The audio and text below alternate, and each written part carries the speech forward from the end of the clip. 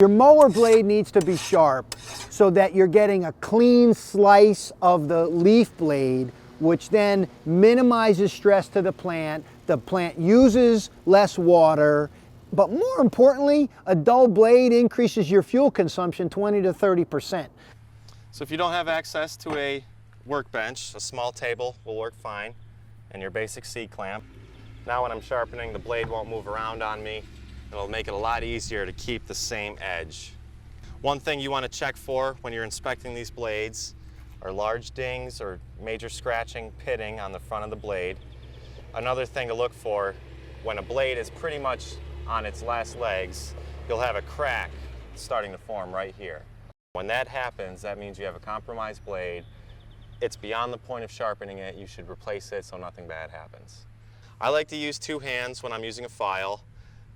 Not to apply pressure. You're not using a lot of pressure when you're operating a file. You're just letting the tool do its work. You're just guiding it along. You'll notice that I'm really not pushing this down at all, other than to keep it flat on the blade.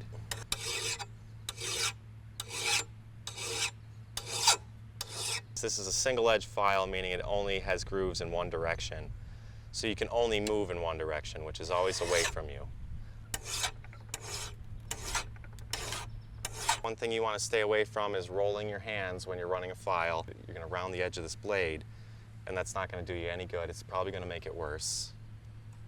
So try to keep it flat. If you have major dings in the blade on the front edge, it may not be a wasted blade. You can still use it, but you are going to want to file that edge down. I like to wear a glove just in case I slide off when I'm filing, that I don't cut myself. You'll notice that I'm always moving away from me. So this is a small balance. It's under $10. It's something you can find at your basic hardware store, lawn and garden stores. So we have our mounting hole, your center screw that holds the blade in place. We also use this hole to set on top of the balancer. The balancer has ridges on it to accommodate for multiple sizes of main center holes. So we've actually lightened up this side. We haven't lightened up this side yet. If it's not balanced, it's going to wobble when it spins. That's going to add to wear and tear to your blades. It's also going to add to streaking in your cutting. It's going to give you an uneven cut when your blades aren't balanced properly.